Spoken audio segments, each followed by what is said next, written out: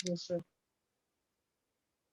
हाँ जी, कल जो टॉपिक आ रहा है ਆਪਾਂ ਇਹ ਕੀਤਾ ਸੀ ਬੇਟਾ ਕਿ ਵੀ ਜੇਕਰ ਕੋਈ ਇੱਕ ਚਾਰਜ ਪਾਰਟੀਕਲ ਗਿਵਨ ਆ ਜਿਹੜਾ v ਵੈਲੋਸਿਟੀ ਨਾਲ ਮੂਵ ਕਰਦਾ ਪਿਆ under the influence of magnetic field, ठीक है।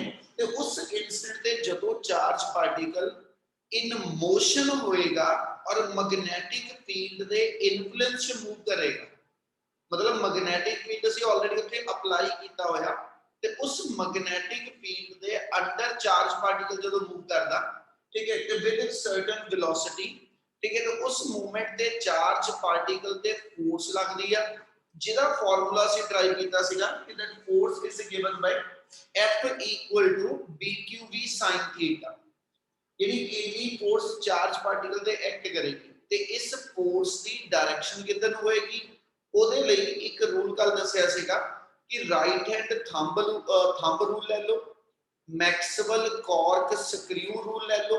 ਹੁਣ ਇੱਕ ਰੂਲ ਹੋਰ ਦੱਸਣ ਲੱਗਿਆ ਜਿਹੜਾ ਸਭ ਤੋਂ ਇੰਪੋਰਟੈਂਟ ਹੋਏਗਾ ਇਹਦੇ ਵਾਸਤੇ, ठीक है, जिथे भी दो वैक्टर दी क्रॉस प्रोडक्ट आंदी होगी, जिथे भी दो वैक्टर दी क्रॉस प्रोडक्ट आवे उथे नॉर्मली असी दो रूल लगा सकते होने, एक ਨੂੰ ਜੀ ਕਹਿੰਦੇ ਮੈਕਸਵੈਲ ਕਾਰਕ ਸਕਰੂ ਰੂਲ ਤੇ ਦੂਜਾ ਰਾਈਟ ਹੈਂਡ ਥੰਬ ਰੂਲ। ਉਹਦੀ ਗੱਲ ਕੱਲ ਕਰਨੀ, ਪਰ ਜੇ ਹੁਣ ਮੈਂ ਅਗਲੀ ਗੱਲ ਜੋੜਾ ਤਾਂ ਅਸੀਂ ਇਹ ਕਹਿਣ ਲੱਗੇ ਕਿ ਜੇ ਕੋਈ ਚਾਰਜ ਪਾਰਟੀਕਲ ਮੈਗਨੈਟਿਕ ਫੀਲਡ ਦੇ ਅੰਡਰ ਮੂਵ ਕਰਦਾ ਤੇ ਉਸ ਚਾਰਜ ਪਾਰਟੀਕਲ ਤੇ ਜਿਹੜੀ ਫੋਰਸ ਲੱਗਦੀ ਆ ਜੇ उस फोर्स की डायरेक्शन डिफाइन करनी होगी ते ओदे लई साडे कोल एक रूल होर आ जांदा जिन्हों ਅਸੀਂ नाम दिंदे फ्लेमिंग लेफ्ट हैंड रूल, ठीक है। थर्ड रूल जिहदे नाल ਅਸੀਂ मैग्नेटिक फोर्स ਕੱਢ ਸਕਦੇ ਆ, ਇਹ रूल ਕੱਲਾ मैग्नेटिक फोर्स वास्ते आ, जर्नलाइज वे ना ਅਸੀਂ ਇਹ ਨਹੀਂ ਕਹਿੰਦੇ ਕਿ ਕਿਸੇ ਵੀ क्रॉस प्रोडक्ट ਤੇ ਲੱਗੇਗਾ, क्रॉस प्रोडक्ट नहीं, ठीक है, बट ਇਹ रूल ਉਦੋਂ ਜਦੋਂ ਤੁਸੀਂ मैग्नेटिक फोर्स ਕੱਢਣੀ ਆ ਕਿਸੇ ਚਾਰਜ ਪਾਰਟੀਕਲ ਤੇ। क्या ਇੰਨੀ ਗੱਲ ਕਲੀਅਰ ਆ? Yes sir. Yes sir.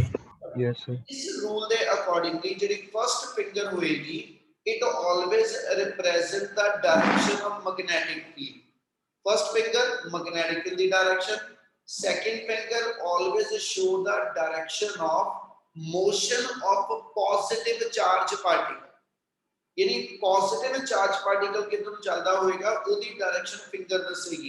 जे ਤੁਹਾਡੇ क्वेश्चन ਚ ਕਿਤੇ ਉਹਨੇ 네ਗੇਟਿਵ ਚਾਰਜ ਪਾਰਟੀਕਲ ਲਿੱਤਾ, ਮੈਗਨੈਟਿਕ ਫੀਲਡ ਇਸੇ ਪਾਸੇ ਨੂੰ ਚਾਰਜ 네ਗੇਟਿਵ ਹੋ ਗਿਆ ਤੇ ਇਹ ਰੂਲ ਪੁੱਠਾ ਹੋ ਜਾਣਾ, ਠੀਕ ਹੈ, ਮੈਗਨੈਟਿਕ ਫੀਲਡ ਉਧਰ ਨਹੀਂ ਆ, ਪਰ ਜਿਹੜਾ ਚਾਰਜ ਪਾਰਟੀਕਲ ਪੋਜ਼ਿਟਿਵ ਜੇ ਇਧਰ ਨੂੰ ਗਿਰਦੇ ਪਏ ਸੀ ਤੇ ਇਹਦੇ ਕੋਰਸਪੋਂਡਿੰਗ 네ਗੇਟਿਵ ਚਾਰਜ ਪੁੱਠੇ ਡਾਇਰੈਕਸ਼ਨ ਚ ਆ ਜਾਏਗਾ ਤੇ ਉਹੀ ਫੋਰਸ ਜਿਹੜੀ ਥੰਬ ਦੇ ਨਾਲ ਉੱਪਰ ਲੱਗਦੀ ਦਿਖਾ ਦੇਗਾ, है ना, वही फोर्स मेरी डाउनवर्ड कंसीडर होएगी। इन्हीं गल समझ लगती है जो बोल रहे हैं? Yes sir. Yes sir. Sir एक बार दोबारा पे सुन लो, अपने को फ्लेमिंग लेफ्ट हैंड रूल कहता कि भी जेकर कोई चार्ज पार्टिकल दी डायरेक्शन ਜਿਹੜੀ मैग्नेटिक फील्ड दी डायरेक्शन आ जे ਤੁਸੀਂ ਉਹ ਇਸ ਫਿੰਗਰ ਨਾਲ ਸ਼ੋ ਅਪ ਕਰਦੇ ਪਏ ਫਸਟ ਫਿੰਗਰ ਨਾਲ, ਉਸ ਵੇਲੇ ਆਪਣੇ ਕੋਲ ਪੋਜ਼ਿਟਿਵ ਚਾਰਜ ਪਾਰਟੀਕਲ ਦੀ ਮੂਵਮੈਂਟ ਦੀ ਡਾਇਰੈਕਸ਼ਨ ਆ ਸੈਕਿੰਡ ਫਿੰਗਰ ਨਾਲ ਦੱਸਦੇ ਹੋਈ ਤੇ ਜਿਹੜਾ ਥੰਬ ਹੋਏਗਾ ਉਹ ਇਸ ਚਾਰਜ ਪਾਰਟੀਕਲ ਤੇ ਫੋਰਸ ਕਿੱਧਰ ਨੂੰ ਲੱਗੀ, ਆ ਫੋਰਸ ਇੱਥੇ ਦਿਖਾਈ ਸੀ ਪਰ ਲੱਗਦੀ ਇਸ ਪਾਰਟੀਕਲ ਤੇ ਆ, मतलब वो फोर्स इस पार्टिकल दे पेन दे अलोंग ऊपर ਨੂੰ लगेगी ਤੇ ਇਹਨੂੰ ਇਹਦੇ ਸਟ੍ਰੇਟ ਪਾਥ ਤੋਂ ਇਧਰ ਨੂੰ ਨੇ ਘੁਮਾ ਦੇਣਾ, मतलब पार्टिकल अपने इस पाथ ਨੂੰ ਛੱਡ ਕੇ ਸਰਕਲ ਚ ਇੱਦਾਂ ਨਿਕਲ ਜਾਏਗਾ। ਹੁਣ ਉਹ ਸਰਕਲ ਚ ਐਂਟੀ ਕਲੌਕਵਾਈਜ਼ ਜਾਏਗਾ ਕਿ ਸਰਕਲ ਚ ਕਲੌਕਵਾਈਜ਼ ਜਾਏਗਾ, ਉਹ ਡਿਪੈਂਡ ਕਰੇਗਾ ਕਿ ਵੀ ਤੁਹਾਡੇ ਕੋਲ ਐਸਐਚ ਸੈਂਸ ਆਫ ਫੋਰਸ ਜਿਹੜੀ ਉਹ ਕਿਸ ਡਾਇਰੈਕਸ਼ਨ ਚ ਆ ਰਹੀ ਹੈ, ठीक है। So first finger magnetic field, second finger motion of positive charge और डायरेक्शन ऑफ करंट, क्योंकि करंट उसी डायरेक्शन से चलता पॉजिटिव टू नेगेटिव ते पॉजिटिव चार्ज भी पॉजिटिव टू नेगेटिव, ठीक है। इसलिए किसी क्वेश्चन जो कहे कि भी करंट जेड़ा वा वो इस डायरेक्शन च फ्लो करता पिया ईस्ट टू वेस्ट कुछ इदा बोल रहा, ठीक है, इनमें positive charge east to west, ठीक है। ते उस क्वेश्चन के अंदर इलेक्ट्रॉन किते क्या होवे, इलेक्ट्रॉन ईस्ट टू वेस्ट चलदा पिया ते जे आ ईस्ट टू वेस्ट आ ते तुसी हाथ पुट्ठा रख के वेस्ट टू ईस्ट वाल ओदी डायरेक्शन लेनी। इन्नी गल समझ लग रही? Yes sir. Yes sir. चल लास्ट वर्ड रह गए, ਇਹਦੇ ਨਾਲ ਗੱਲ ਆਪਣੀ ਕੰਪਲੀਟ ਕਰਨ ਵਾਲੇ। फोर्स ਦਾ ਜਿਹੜਾ ਫਾਰਮੂਲਾ ਆ, ਜੇ ਇਸ ਫਾਰਮੂਲੇ ਦੇ ਨਾਲ ਆਪਾਂ ਦੇ ਕੇਸਿਸ ਬਣਾਈਏ, अपने को वैल्यू निकली we know that f equal to bqb sin theta इच ओने ਇਹਦੇ 2 ਤੋਂ 3 सब केसेस बनाने हैं बेटा इच ओने ਇਹਦੇ 2 ਤੋਂ 3 ਜਿਹੜੇ स्पेशल केसेस बनाए हैं फर्स्ट हैगा if theta equal to 0 ठीक है थीटा 0 ਦਾ ਮਤਲਬ ਇਹ ਹੋ ਗਿਆ ਇਸ ਫਿਗਰ 'ਚ ਅਸੀਂ ਕਿਹਾ ਸੀਗਾ ਕਿ ਜੇ ਵੈਲੋਸਿਟੀ ਵੈਕਟਰ ਜਿਹੜਾ ਵਾ ਉਹ ਇਸੇ ਮੈਗਨੈਟਿਕ ਫੀਲਡ ਦੀ ਡਾਇਰੈਕਸ਼ਨ 'ਚ ਹੋਵੇ ਮਤਲਬ ਜਿਸ ਪਾਸੇ ਮੈਂ ਮੈਗਨੈਟਿਕ ਫੀਲਡ ਅਪਲਾਈ ਕੀਤਾ ਠੀਕ ਹੈ ਜਿਸ ਪਾਸੇ ਮੈਂ ਮੈਗਨੈਟਿਕ ਫੀਲਡ ਅਪਲਾਈ ਕੀਤਾ ਮੇਰਾ ਚਾਰਜ ਪਾਰਟੀਕਲ ਵੀ ਉਸੇ ਡਾਇਰੈਕਸ਼ਨ 'ਚ ਤੇ ਜੇ ਚਾਰਜ ਪਾਰਟੀਕਲ ਉਸੇ ਡਾਇਰੈਕਸ਼ਨ 'ਚ ਆ ਗਿਆ ਤੇ ਉਸ ਕੇਸ 'ਚ ਜਦੋਂ ਥੀਟਾ 0 ਹੋਏਗਾ ਤੇ ਅਸੀਂ ਫਾਈਂਡ ਆਊਟ ਕੀਤਾ ਫੋਰਸ 0 ਇਹਦਾ ਮਤਲਬ ਇਹ ਹੋਏਗਾ ਕਿ ਜੇ ਮੈਗਨੈਟਿਕ ਫੀਲਡ ਤੇ ਚਾਰਜ ਪਾਰਟੀਕਲ ਦਾ ਫਲੋ ਹੈ ਨਾ both are in the same direction then we observe no force will be acting on the charge particle ਇਹਦਾ ਮਤਲਬ ਆ ਪਾਰਟੀਕਲ ਆਪਣੀ ਇੱਕ ਕਾਂਸਟੈਂਟ ਸਪੀਡ ਤੇ ਜਿੰਨੇ ਨਾਲ ਚੱਲਦਾ ਪਿਆ ਉਹਦੀ ਕਾਂਸਟੈਂਟ ਸਪੀਡ ਹੀ ਰਹੇਗੀ ਉਹਦੀ ਕੋਈ ਵੀ ਐਕਸਲਰੇਟਿਡ ਮੋਸ਼ਨ ਨਹੀਂ ਬਣਨੀ if charge particle is moving in the direction of magnetic field क्या फर्स्ट केस हमें लग रहा Yes, sir. Yes, sir. Yes. Yes, sir. Second case हैगा थीटा इक्वल टू 90 डिग्री ਤੇ sin 90 ਦੀ ਵੈਲਿਊ ਮੈਕਸਿਮਮ ਹੁੰਦੀ ਆ ਮਤਲਬ ਇਸ ਕੇਸ ਦੇ ਅੰਦਰ ਜਿਹੜੀ ਚਾਰਜ ਪਾਰਟੀਕਲ ਤੇ ਫੋਰਸ ਹੋਏਗੀ ਠੀਕ ਹੈ ਅਸੀਂ ਕਹਿੰਦੇ ਕਿ ਉਹ ਮੈਕਸਿਮਮ ਹੋਏਗੀ ਤੇ ਮੈਕਸਿਮਮ ਫੋਰਸ ਦਾ ਫਾਰਮੂਲਾ F BQB ਰਹਿ ਜਾਏਗਾ यानी इतनी maximum magnetic force charge particle जेड़ा एक्सपीरियंस करेगा ਜਦੋਂ ਚਾਰਜ ਪਾਰਟੀਕਲ ਮੈਗਨੈਟਿਕ ਫੀਲਡ ਤੋਂ ਪਰਪੈਂਡੀਕੂਲਰ ਡਾਇਰੈਕਸ਼ਨ के अंदर जी मूव करेगा इतना clear Yes, sir. Yes, sir. Yes, sir.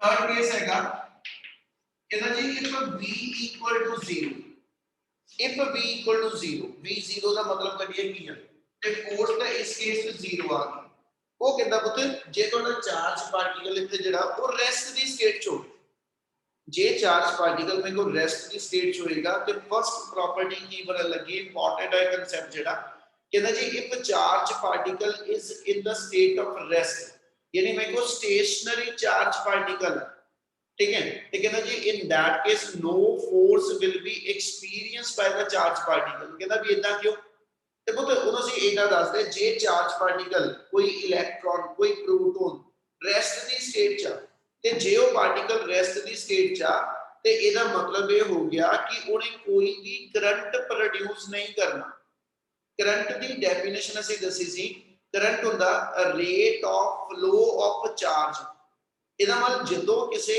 SH conductor ਦੇ ਅੰਦਰ ਜੇ ਮੇਰੇ ਕੋਲ ਕੋਈ ਚਾਰਜ ਪਾਰਟੀਕਲ ਰੈਸਟ ਦੀ ਸਟੇਟ 'ਚ ਆ ਅਸੀਂ ਕਹਿੰਦੇ ਉਹ ਚਾਰਜ ਦਾ ਫਲੋ ਹੈ ਨਹੀਂ ਪਾਰਟੀਕਲ ਰੈਸਟ ਦੀ ਸਟੇਟ 'ਚ ਆ ਔਰ ਉਸ ਕੰਡਕਟਰ ਨੂੰ ਮੈਂ ਮੈਗਨੈਟਿਕ ਫੀਲਡ ਦੇ ਅੰਡਰ ਰੱਖਿਆ ਹੋਇਆ ਠੀਕ ਹੈ ਤੇ ਜਦੋਂ ਕਿਸੇ ਕੰਡਕਟਰ ਨੂੰ ਮੈਗਨੈਟਿਕ ਫੀਲਡ ਦੇ ਅੰਡਰ ਰੱਖਿਆ ਔਰ ਉਹਦੇ ਅੰਦਰ ਚਾਰਜ ਪਾਰਟੀਕਲ ਫਲੋ ਨਹੀਂ ਕਰ ਰਹੇ ਰੈਸਟ ਦੀ ਸਟੇਟ 'ਚ ਇਟ ਮੀਨਸ ਦੇ never produce their own current ਤੇ ਜੇ ਉਹ ਕੰਡਕਟਰ ਦਾ ਆਪਣਾ ਕੋਈ ਕਰੰਟ ਨਹੀਂ ਹੋਏਗਾ ਤੇ ਆਪਾਂ ਇਹ ਕਿਹਾ ਸੀਗਾ ਕਿ ਔਰਸਟੈਡ ਨੇ ਫਾਈਂਡ ਆਊਟ ਕੀਤਾ ਕਿ ਕਰੰਟ ਕੈਰਿੰਗ ਕੰਡਕਟਰ ਜੋ ਜਦੋਂ ਕਰੰਟ ਫਲੋ ਕਰਦਾ ਤੇ then it will produce its own magnetic field ਤੇ its own magnetic field when interfere with the applied magnetic field then this charge particle will experience force ਜੇ ਮੈਂ right ਨੂੰ repeat ਕਰਾਂ ਤੇ ਇਹ ਕਹਿਣਾ ਚਾਹ ਰਿਹਾ ਜਦੋਂ ਮੇਰੇ ਕੋਲ ਕੋਈ ਚਾਰਜ ਪਾਰਟੀਕਲ ਮੋਸ਼ਨ 'ਚ ਹੋਏਗਾ ਤੇ ਉਹ ਆਪਣਾ ਕਰੰਟ ਪ੍ਰੋਡਿਊਸ ਕਰਦਾ ਠੀਕ ਹੈ ਮੋਸ਼ਨ ਆਫ ਚਾਰਜ ਕਰਕੇ ਕਰੰਟ ਆਏਗਾ ਤੇ current is responsible for magnetic field ਤੇ ਜੇ ਮੇਰੇ ਕੋਲ ਐਸਐਚ ਉਹ ਮੈਗਨੈਟਿਕ ਫੀਲਡ ਕੰਡਕਟਰ ਆਪਣਾ ਬਣਾਏਗਾ ਔਰ ਉੱਪਰੋਂ ਇਸ ਕੰਡਕਟਰ ਨੂੰ ਮੈਂ ਮੈਗਨੈਟਿਕ ਫੀਲਡ 'ਚ ਰੱਖਿਆ ਵੀ ਆ ਇਹਦਾ ਮਤਲਬ ਇੱਕ ਮੈਗਨੈਟਿਕ ਫੀਲਡ ਅਪਲਾਈ ਕੀਤਾ ਇੱਕ ਮੈਗਨੈਟਿਕ ਫੀਲਡ ਨੇ ਆਪਣਾ ਬਣਾਇਆ ਉਹ ਦੋ ਮੈਗਨੈਟਿਕ ਫੀਲਡ ਇੱਕ ਦੂਜੇ ਨਾਲ ਇੰਟਰੈਕਟ ਕਰਦੇ ਆ ਠੀਕ ਹੈ ਫੋਰਸਸ ਲਗਾਉਂਦੇ ਇੱਕ ਦੂਸਰੇ ਦੇ ਉੱਪਰ ਤੇ ਉਹਦੇ ਕਰਕੇ ਫਿਰ ਜਿਹੜਾ ਵਾ ਅਸੀਂ ਕਹਿੰਦੇ ਜੀ ਫੋਰਸ ਇਸ ਕੰਡਕਟਰ ਨੇ ਐਕਸਪੀਰੀਅੰਸ ਕਰਨੀ ਪਰ ਜੇ ਇਹਦੇ ਅੰਦਰ ਚਾਰਜ ਪਾਰਟੀਕਲ ਰੈਸਟ ਦੀ ਸਟੇਟ 'ਚ ਹੀ ਹੋਇਆ ਜੇ ਇਹਦੇ ਅੰਦਰ ਚਾਰਜ ਪਾਰਟੀਕਲ ਰੈਸਟ ਦੀ ਸਟੇਟ 'ਚ ਹੋਇਆ ਤੇ ਉਹਨੇ ਕਰੰਟ ਹੀ ਨਹੀਂ ਬਣਾਉਣਾ ਤੇ ਜੇ ਇਹ ਆਪਣਾ ਕਰੰਟ ਪ੍ਰੋਡਿਊਸ ਨਹੀਂ ਕਰੇਗਾ ਤੇ ਇਹਦਾ ਮੈਗਨੈਟਿਕ ਫੀਲਡ ਨਹੀਂ ਹੋਏਗਾ फिर इस कंडक्टर ਨੂੰ ਜੇ ਮੈਂ एक्सटर्नल मैग्नेटिक फील्ड ਚ ਰੱਖ ਵੀ ਲਵਾਂ है ना ਤੇ ਉਹਦੇ ਨਾਲ ਇੰਟਰੈਕਟ ਕਰਨ ਵਾਲਾ ਕੋਈ ਇਹਦਾ ਆਪਣਾ ਮੈਗਨੈਟਿਕ ਫੀਲਡ ਹੈ ਨਹੀਂ ਇਸ ਕਰਕੇ ਇਸ ਕੰਡਕਟਰ ਦੇ ਪਾਰਟੀਕਲ ਜਿਹੜੇ ਨੇ ਉਹਨਾਂ ਤੇ ਕੋਈ ਫੋਰਸ ਕਹਿੰਦਾ ਜੀ ਨਹੀਂ ਲੱਗੇ ਇਸ ਲਈ ਉਹਦੇ ਵਿੱਚ ਕੇਸ ਇਹ ਹੋ ਗਿਆ ਕਿ ਜਦੋਂ ਵੈਲੋਸਿਟੀ 0 ਆ ਜਦੋਂ ਵੈਲੋਸਿਟੀ 0 ਆ ਤੇ ਇਟ ਮੀਨਸ ਉਸ ਮੂਮੈਂਟ ਤੇ ਮੈਗਨੈਟਿਕ ਫੋਰਸ 0 ਆ ਇਟ ਮੀਨ ਜਿਹੜੇ ਸਟੇਸ਼ਨਰੀ ਚਾਰਜ ਪਾਰਟੀਕਲ ਨੇ ਜਿਹੜੇ ਸਟੈਟਿਕ ਚਾਰਜ ਪਾਰਟੀਕਲ ਨੇ they will experience no magnetic force magnetic force the concept ਉਦੋਂ originate ਹੁੰਦਾ ਜਦੋਂ ਚਾਰਜ ਪਾਰਟੀਕਲ ਮੇਰਾ ਮੋਸ਼ਨ ਚ ਹੋਏਗਾ ਕਿ ਇੰਨੀ ਗੱਲ ਕਲੀਅਰ ਆ Yes, sir. Yes, sir. Yes, sir. Yes, sir. तो ये तीन केस नाल अपने सीगे बेटा अपने इस टॉपिक को कंप्लीट कर ली ठीक है नेक्स्ट टॉपिक अपना जेड़ा बनेगा टॉपिक आना अपनी कोल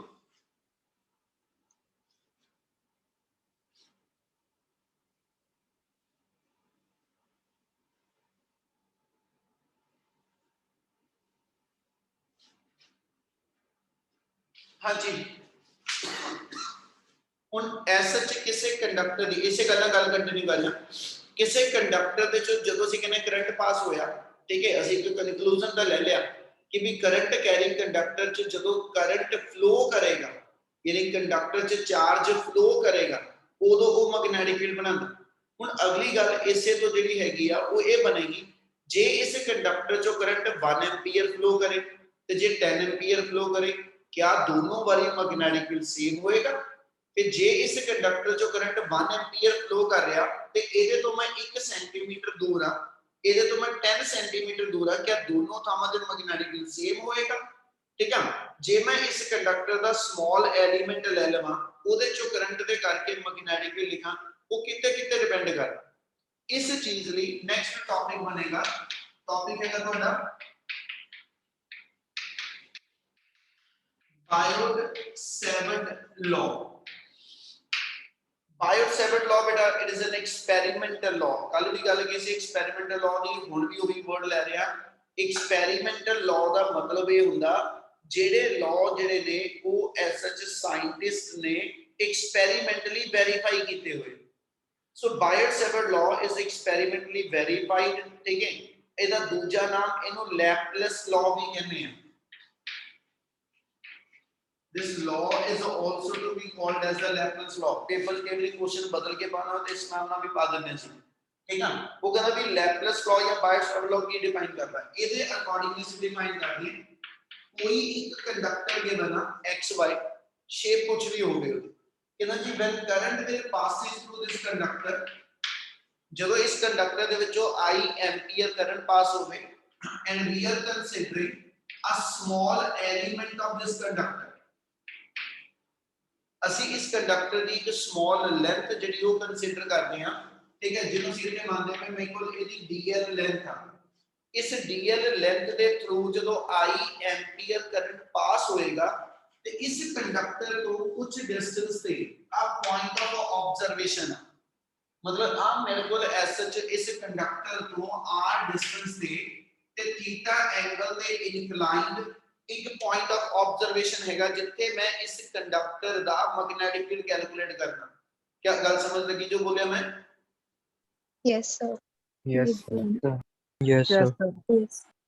कंटिन्यू बेटा सो ਅਸੀਂ ਇਹ ਕਹਿ ਰਹੇ ਬੰਦੇ कि Biot-Savart law is an experimental law and it is always used to calculate कहना जी magnetic field due to small current element of a given conductor इस करंट एलिमेंट दा तुसी इस पॉइंट ऑफ ऑब्जर्वेशन दे मैग्नेटिक फील्ड कढना कितना ओदे ਅਸੀਂ कह रहे हैं कि जे इस कंडक्टर दी स्मॉल एलिमेंट लेता जेड़ा Biot-Savart ਇਹਦੀ कुछ कंडीशंस ने बेटा पहली कंडीशन ਉਹ ਚ ਇਹ ਹੁੰਦੀ ਆ ਇਹਦੇ ਮੇਨ ਪੁਆਇੰਟ ਜਿਹੜੇ ਨੇ ਕਿ ਇਟ ਇਜ਼ ਆਲਵੇਜ਼ ਕਹਿੰਦਾ ਜੀ applied for symmetrical current distribution symmetrical current distribution ਦਾ ਮਤਲਬ ਆ ਕਿ ਤੁਹਾਡੇ ਕੰਡਕਟਰ ਦੀ ਕੋਈ ਨਾ ਕੋਈ ਸਪੈਸਿਫਿਕ ਸ਼ੇਪ ਅਸੀਂ ਲੈ ਕੇ ਚੱਲਾਂਗੇ फिर ਅਸੀਂ ਕਹਿੰਦੇ Biot-Savart law always applicable only for a very small current element मतलब Biot-Savart law ਜਦੋਂ ਲਗਾਵਾਂਗੇ ਇੱਕ small element ਵਾਸਤੇ ਲੱਗੇਗਾ ਤੀਜਾ Biot-Savart law is similar to that of the Coulomb's law ਜਿਹਦਾ ਇਲੈਕਟ੍ਰੋਸਟੈਟਿਕ ਚ ਕੂਲਮਸ ਲਾ ਆਉਂਦਾ ਤੇ ਉਹਦੇ ਕੋਰਸਪੋਂਡਿੰਗ ਮੈਗਨੈਟਿਕ ਫੀਲਡ ਦੇ ਅੰਡਰ ਸਾਡੇ ਕੋਲ ਜਿਹੜਾ ਬਾਇਓਟ-ਸੇਵਰਟ ਲਾ ਆ ਜਾਂਦਾ। ਹੁਣ ਆ P ਪੁਆਇੰਟ ਤੇ ਜੇ ਮੈਂ ਮੈਗਨੈਟਿਕ ਫੀਲਡ ਕੈਲਕੂਲੇਟ ਕਰਨਾ ਤੇ ਪੁੱਤ ਜੇ ਇਹਦੀ ਸਮਾਲ ਲੈਂਥ ਦਿੱਤੀ ਆ ਤੇ ਇਹਦੇ ਕਰਕੇ ਇਹਦਾ ਸਮਾਲ ਮੈਗਨੈਟਿਕ ਫੀਲਡ ਵੀ ਹੋਏਗਾ। ਤੇ ਬਾਇਓਟ-ਸੇਵਰਟ ਲਾ ਨੇ ਕਿਹਾ ਕਿ ਇਸ ਪੂਰੇ ਕੰਡਕਟਰ ਦਾ ਇੱਕੋ ਵਾਰੀ ਮੈਗਨੈਟਿਕ ਫੀਲਡ ਨਹੀਂ ਕੱਢਦੇ, ਇਹਦੇ ਸਮਾਲ ਐਲੀਮੈਂਟ ਦਾ ਕੱਢੋ, ਫੇਰ ਸਮਾਲ, ਫੇਰ ਸਮਾਲ, ਫੇਰ ਸਮਾਲ, ਤੇ ਉਹ ਸਾਰੇ ਐਲੀਮੈਂਟ ਕੰਬਾਈਨ ਕਰ ਦਿਓ, ਟੋਟਲ ਮੈਗਨੈਟਿਕ ਫੀਲਡ ਆਏਗਾ। ਇਹਦੇ ਲਈ ਫਿਰ ਅਸੀਂ ਡਿਫਾਈਨ ਨਹੀਂ ਕਰ ਰਹੇ ਕਿ ਜੇ P ਪੁਆਇੰਟ ਤੇ ਮੈਗਨੈਟਿਕ ਫੀਲਡ ਆ ਤੇ ਤੁਸੀਂ ਇਸ ਪੁਆਇੰਟ ਤੇ ਮੈਗਨੈਟਿਕ ਫੀਲਡ ਕੱਢਣਾ ਤੇ ਉਹਦੇ ਮੈਗਨੈਟਿਕ ਫੀਲਡ ਦੀ ਸਟਰੈਂਥ ਨੂੰ ਅਸੀਂ dB ਲਿਖਦੇ। dB is the small magnetic field due to this ਕਹਿੰਦਾ ਜੀ ਕਰੰਟ ਐਲੀਮੈਂਟ। ਆ ਜਿਹੜਾ ਕਰੰਟ ਐਲੀਮੈਂਟ ਲਿੱਤਾ ਵਾ ਇਹਦੇ ਕਰਕੇ ਜਿਹੜਾ ਮੈਗਨੈਟਿਕ ਫੀਲਡ ਉਹਦਾ ਸਿੰਬਲ dB ਲਿਖਿਆ। ਉਹ ਕਹਿੰਦਾ ਜੀ ਇਟ ਡਾਇਰੈਕਟਲੀ ਪ੍ਰੋਪੋਰਸ਼ਨਲ ਟੂ ਜਿਹੜਾ ਇਸ ਪੁਆਇੰਟ ਆਫ ਆਬਜ਼ਰਵੇਸ਼ਨ ਤੇ ਮੈਗਨੈਟਿਕ ਫੀਲਡ ਆਏਗਾ ਕਿਹਦੇ ਕਿਹਦੇ ਤੇ ਡਿਪੈਂਡੈਂਟ ਆ। Number 1 directly proportional to strength of current. ਇਹ ਤੋਂ ਕਰਨ 1 ਐਂਪੀਅਰ ਆ ਕੇ 10 ਐਂਪੀਅਰ ਆ ਉਹਦੇ ਅਕੋਰਡਿੰਗਲੀ ਇੱਥੇ ਮੈਗਨੈਟਿਕ ਫੀਲਡ ਦੀ ਸਟਰੈਂਥ ਬਿਲਡ ਅਪ ਹੋਣੀ। ਸੈਕੰਡ ਕਹਿੰਦਾ ਜੀ it vary inversely with it vary directly with length of the small element. ਆ ਸਮਾਲ ਪਾਰਟ ਜਿਹੜਾ ਲੈ ਰਹੇ ਇਹ 1 ਮਿਲੀਮੀਟਰ ਲਿੱਤਾ ਕਿ 1 ਸੈਂਟੀਮੀਟਰ ਦਾ ਲਿੱਤਾ ਉਹਦੇ ਅਕੋਰਡਿੰਗਲੀ ਇਸ ਪੁਆਇੰਟ ਤੇ ਮੈਗਨੈਟਿਕ ਫੀਲਡ ਹੋਏਗਾ। ਜੇ ਮੈਂ 1 ਮਿਲੀਮੀਟਰ ਲੈਂਥ ਲੈ ਰਿਹਾ ਤੇ ਦੂਜੀ ਵਾਲੀ 1 ਸੈਂਟੀਮੀਟਰ ਇੰਨੀ ਲੰਬੀ ਲੈਂਥ ਹੋ ਜਾਣੀ ਹੈ ਨਾ। ਤੇ ਉਸ ਇਨਸਟੈਂਟ ਤੇ ਜੇ ਐਲੀਮੈਂਟ ਮੇਰੇ ਕੋਲ ਲੌਂਗਰ ਹੁੰਦਾ ਜਾਏਗਾ ਤੇ ਉਸ ਸਾਰੇ ਪੋਰਸ਼ਨ ਦਾ ਇਹਦੇ ਮੈਗਨੈਟਿਕ ਫੀਲਡ ਸਟਰੋਂਗਰ ਹੁੰਦਾ ਜਾਏਗਾ। ਥਰਡ ਉਹ ਕਹਿੰਦਾ ਜੀ directly proportional to sine of theta. ਇਹ ਆਲਰੇਡੀ ਪਿਛਲੇ ਆਪਾਂ ਪਾਰਟ ਚ ਵੀ ਗੱਲ ਕੀਤੀ ਆ ਕਿ magnetic field vary directly with sign component of the given कहता जी vector and last it vary inversely with r square। ठीक है, यानी distance ਦੇ ਨਾਲ inversely proportional और distance ਨਾਲ square of distance ਨਾਲ कहता जी inverse proportional, यानी it obey the inverse square law। ठीक है, ਜਿਹਦਾ ਆਪਾਂ ਕੂਲਮਸ ਲਾਅ ਚ ਕਹਿੰਦੇ ਸੀ f inversely to r square ਉਹਦੇ ਬਿਨਾ ਇੱਥੇ ਵੀ ਡਿਫਾਈਨ ਕਰਾਂਗੇ ਕਿ ਜਿਹੜਾ ਬਾਇਓਟ-ਸੇਵਰਟ ਲਾਅ ਆ it also obey the inverse square law. ਯਾਨੀ ਮੈਗਨੈਟਿਕ ਫੀਲਡ ਇੰਟੈਂਸਿਟੀ ਦੀ ਸਟਰੈਂਥ ਜਿਹੜੀ ਆ ਉਹ inversely proportional to r square ਹੋਏਗੀ। ਆ ਚਾਰ ਫੈਕਟਰ ਠੀਕ ਹੈ ਜੀ ਜਿਹਦੇ ਅਕ੍ਰੋਸ ਮੈਗਨੈਟਿਕ ਦੀ ਸਟਰੈਂਥ ਡਿਪੈਂਡ ਕਰਦੀ ਹੈ। ਇੰਨਾ ਕਲੀਅਰ ਆ? Yes, sir. Yes, sir. Yes, sir. एक मिनट लेट करनी पैनी बेटा, मैं कोई बाहर आया 1 मिनट।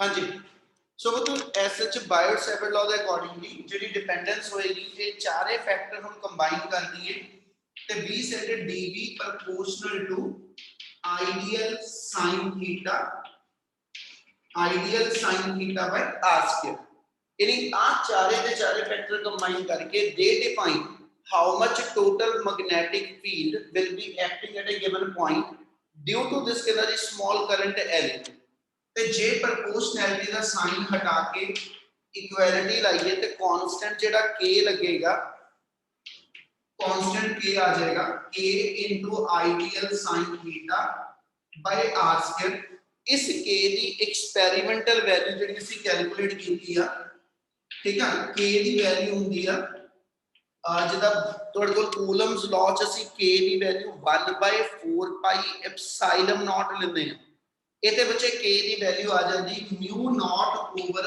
4 ਪਾਈ ਉਤੇ 1/4 ਪਾਈ ਐਪਸਾਈਲਨ ਨਾਟ ਆ इथे ओदी थां ते mu naught by 4 pi ਇਹਦੇ ਵਿੱਚੋਂ ਜਿਹੜਾ SH ਸਾਰੀ ਚੀਜ਼ ਦੀ ਵੈਲਿਊ ਲਿਖ ਦਵਾਂ ਠੀਕ ਹੈ ਜਿਹਦਾ k the value ਐਕਸਪੈਰੀਮੈਂਟਲੀ 9 into 10 raised to power 9 ਸੀਗੀ ਇਹਦੀ ਇੱਥੇ k ਜਿਹੜਾ ਹੋਏਗਾ ਇਹਦੇ SI ਯੂਨਿਟ ਚ ਜਿਹੜੀ ਵੈਲਿਊ ਆਏਗੀ ਉਹ ਵੈਲਿਊ ਆਂਦੀ ਜੀ ਆਪਣੇ ਕੋਲ 10 raised to power -7 10 raised to power -7 और ਇਹਦਾ ਯੂਨਿਟ ਜਿਹੜਾ ਹੋਏਗਾ k ਦਾ ਤੁਹਾਡੇ ਕੋਲ ਆਂਦਾ ਇਹਨੂੰ ਅਸੀਂ ਡਿਫਾਈਨ ਕਰਦੇ ਹਾਂ ਵੈਬਰ ਪਰ ਐਂਪੀਅਰ ਪਰ ਮੀਟਰ ਹਜੇ ਯੂਨਿਟ ਐਕਸਪਲੇਨ ਕਰ ਦਾਂਗਾ ਕਿ ਵੀ ਆਪਾਂ ਕਿੱਥੋਂ ਲਿਖਿਆ ਵਾ ਠੀਕ ਹੈ k the value mu naught by 4 pi ਔਰ h mu naught ਜਿਹੜਾ ਸਮਝਣ ਵਾਲਾ ਵੇਰੀਏਬਲ ਆ mu naught ਅਸੀਂ ਡਿਫਾਈਨ ਕਰੇ ਤੇ ਕਹਿੰਦਾ ਜੀ ਕਿਹਨੂੰ ਕਹਿੰਦੇ ਤੇ mu naught is to be read as the absolute ਉੱਥੇ ਅਸੀਂ ਵਰਡ ਯੂਜ਼ ਕਰਦੇ ਸੀ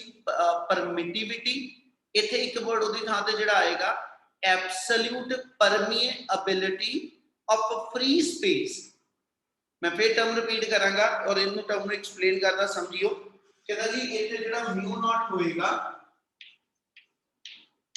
mu naught is called as the absolute magnetic permeability absolute magnetic permeability of free space ਉੱਥੇ ਪੁੱਤ ਵਰਡ ਲੈਂਦੇ ਸੀ ਅਸੀਂ ਪਰਮਿਟਿਵਿਟੀ ਜਿਹੜਾ ਪਰਮਿਟਿਵਿਟੀ ਸੀਗੀ absolute electrical permittivity of free space ਇੱਥੇ ਉਹਦੀ ਥਾਂ ਤੇ ਵਰਡ ਹੈਗਾ mu naught ਮੈਨੂੰ ਇਹ ਦੱਸਦਾ ਕਿ ਵੀ ਜਿਹੜਾ ਤੁਹਾਡਾ ਗਿਵਨ ਕੰਡਕਟਰ ਆ ਤਾਂ ਜਿੱਥੇ ਤੁਹਾਡਾ ਪੁਆਇੰਟ ਆਫ ਆਬਜ਼ਰਵੇਸ਼ਨ ਆ ਇਹਦੇ ਇਨ ਬਿਟਵੀਨ ਇੱਥੇ ਮੀਡੀਅਮ ਕਿਹੜਾ ਭਰਿਆ ਹੈ ਨਾ मीडियम कितना अलाउ करेगा मैग्नेटिक फील्ड लाइंस नु अपने थ्रू पास ऑन करन देन वास्ते उन्होंने सी वर्ड बोलते मीडियम कितना अलाउ करदा मैग्नेटिक फील्ड लाइंस नु परमिएट करन वास्ते परमिएट वर्ड दा मतलब है परमिशन कितनी मिलदी आ मैग्नेटिक फील्ड लाइंस नु इस मीडियम दे थ्रू दे निकलन वास्ते गल समझ लगदी भी जो बोलदा पिया Yes, Yes, sir. sir. Yes, sir. Electrical permittivity वाली टर्म आ उसे ਅਸੀਂ ਕਹਿੰਦੇ ਸੀ how much permission is given by the medium ठीक है to the electric field line ਇੱਥੇ ਕਹਿ ਦਾਂਗਾ how much permission is given by the medium ठीक है for the passage of magnetic field line magnetic field line ਨਾ ਤੁਹਾਡੇ given point ਤੱਕ ਇਸ ਕੰਡਕਟਰ ਤੋਂ ਲੈ ਕੇ ਉੱਥੇ ਤੱਕ ਜਦੋਂ ਟਰੈਵਲ ਕਰਦੀਆਂ ਪਈਆਂ ਤੇ ਵਿਚਲਾ ਮੀਡੀਅਮ ਕਿੰਨਾ ਅਲਾਉ ਕਰਦਾ ਵਾ ਉਹਨਾਂ ਮੈਗਨੈਟਿਕ ਫੀਲਡ ਲਾਈਨਸ ਨੂੰ ਤੋਂ ਪਾਸ ਕਰਨ ਵਾਸਤੇ ਉਸ ਚੀਜ਼ ਨੂੰ ਅਸੀਂ ਡਿਫਾਈਨ ਕਰਦੇ ਆ ਇਸ ਮੀਡੀਅਮ ਦੀ ਪਰਮਿਸ਼ਨ ਜੇ ਇਹ ਮੀਡੀਅਮ 에ਅਰ ਜਾਂ ਵੈਕਿਊਮ ਆ ਤੇ ਉਹਦੀ ਪਰਮੇਬਿਲਿਟੀ ਨੂੰ ਅਸੀਂ mu naught ਨਾਲ ਲਿਖਦੇ ਤੇ mu naught ਦੀ ਵੈਲਿਊ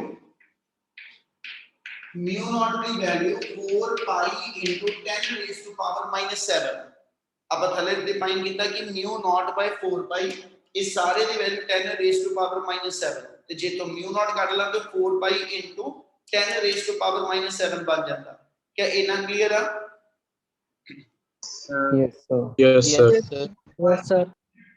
यूनिट लिखा सी वेबर पर एम्पीयर पर मीटर ਤੇ ਪੁੱਤ ਇਹ ਚੋਂ ਇੱਕ ਵਰਡ ਲੈ ਲਿਆ ਕਿ ਵੀ ਆਪਣਾ ਵੈਬਰ ਕੀ ਹੁੰਦਾ ਤੇ ਬੱਚੇ ਜਿੱਦਾਂ ਆਪਾਂ ਇੱਕ ਟਰਮ ਇਲੈਕਟ੍ਰਿਕ ਫਲਕਸ ਕੀਤੀ ਸੀਗੀ ਇਦਾਂ ਇੱਕ ਟਰਮ ਮੈਗਨੈਟਿਕ ਫਲਕਸ ਆਣੀ ਇਲੈਕਟ੍ਰਿਕ ਫਲਕਸ ਨੂੰ ਅਸੀਂ ਲਿਖਦੇ ਸੀਗੇ phi equal to E vector dot A vector, यानी इलेक्ट्रिक फील्ड ते एरिया वेक्टर दी डॉट प्रोडक्ट आ।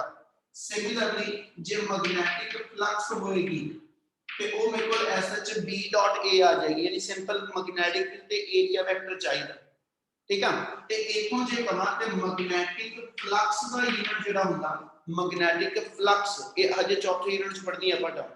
मैग्नेटिक फ्लक्स दा यूनिट वेबर आ ते 1 वेबर ਅਸੀਂ ਕਿਹਨੂੰ ਲਿਖਦੇ ਆ 1 tesla into metre square. Magnetic field intensity कल दसी हुई आ, ਇਹਦਾ यूनिट टेस्ला ਹੁੰਦਾ, एरिया मीटर स्क्वायर ਚ ਆ ਗਿਆ ਤੇ 1 टेस्ला मीटर स्क्वायर ਨੂੰ ਅਸੀਂ 1 वेबर ਲਿਖਿਆ। क्या इन्नी गल clear? Yes, sir. Yes. Yes, sir. ਤੇ ਇਤੋਂ ਤੁਸੀਂ वेबर ਦੀ ਥਾਂ ਤੇ ਆ ਵੈਲਿਊ ਭਰ ਦਿਓ ਤੇ ਇਹਦਾ ਦੂਜਾ यूनिट ਬਣ ਜਾਏਗਾ 4 pi into 10 raised to power minus 7 Tesla meter square per ampere per meter, यानी अपना यूनिट बन गया 4 pi into 10 raised to power minus 7 Tesla meter per ampere, ठीक है। फिर दूसरा यूनिट टेस्ला दी फॉर्म च लिख दवा ते म्यू नॉट दा आ जाएगा टेस्ला मीटर पर एम्पीयर। क्या म्यू नॉट वाली टर्म क्लियर है? Yes. Yes. Yes, sir. Yes, sir. इसे वजह कंटिन्यू रखांगे जी। ਹੁਣ ਜੇ ਆਪਾਂ ਫਰਦਰ ਗੱਲ ਕਰੀਏ ਉਹ ਕਹਿੰਦਾ ਜਿਹੜਾ ਤੁਹਾਡੇ ਕੋਲ dB ਦਾ ਫਾਰਮੂਲਾ ਆ ਗਿਆ ਇਹਨੂੰ ਜੇ ਆਪਾਂ ਰੀਰਾਈਟ ਕਰ ਦਈਏ ਤੇ देयरफॉर ਸਾਡੇ ਕੋਲ dB ਦਾ ਫਾਰਮੂਲਾ ਬਣ ਗਿਆ K ਦੀ ਥਾਂ ਤੇ ਲਿਖ ਦੋ μ ਨॉट ਬਾਈ 4 ਪਾਈ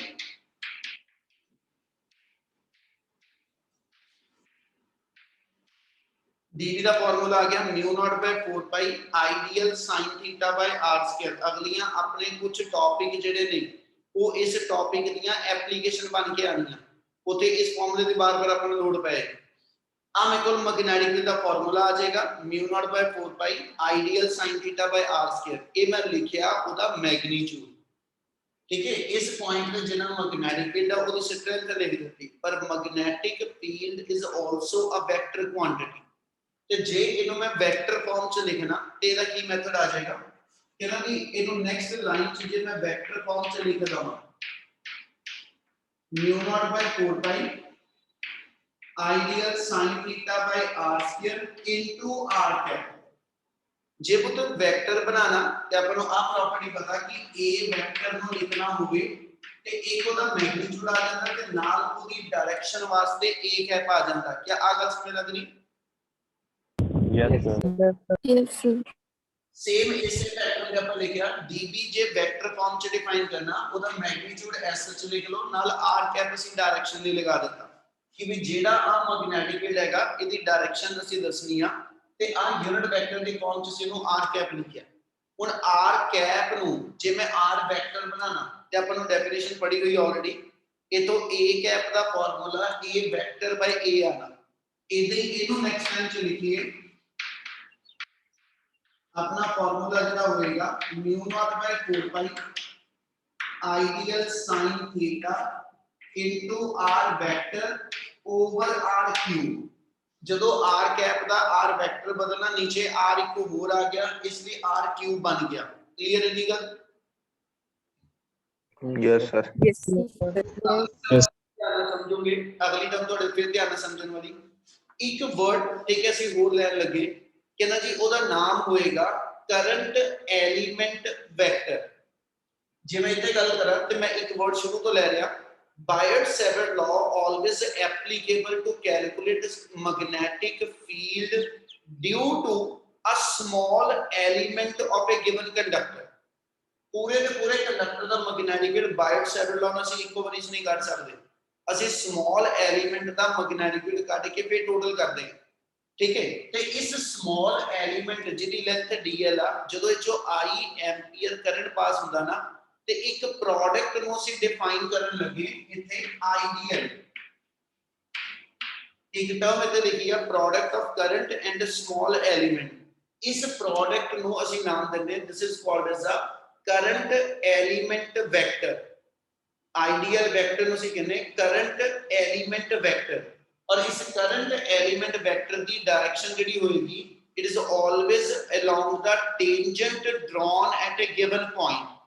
ਜੇ ਤੁਹਾਡਾ ਇਸ ਮੂਵਮੈਂਟ ਤੇ ਆ ਕੰਡਕਟਰ ਚੋਂ ਇਤੋਂ ਕਰੰਟ ਪਾਸ ਹੁੰਦਾ ਪਿਆ ਤੇ ਇਸ ਮੂਵਮੈਂਟ ਦੇ ਇਸ ਥਾਂ ਤੇ ਤੁਸੀਂ ਟੈਂਜੈਂਟ ਡਰਾ ਕਰੋਗੇ, ਇਸ ਟੈਂਜੈਂਟ ਦੀ ਜੋ ਡਾਇਰੈਕਸ਼ਨ ਹੋਏਗੀ ਉਹ ਇਸ ਕਰੰਟ ਐਲੀਮੈਂਟ ਵੈਕਟਰ ਦੀ ਡਾਇਰੈਕਸ਼ਨ ਹੋਏਗੀ। ਗੱਲ ਸਮਝ ਆਈ? Yes, sir. Yes, sir. ਵਾਪਸ ਆ ਜਾਓ ਹੁਣ ਇੱਥੇ।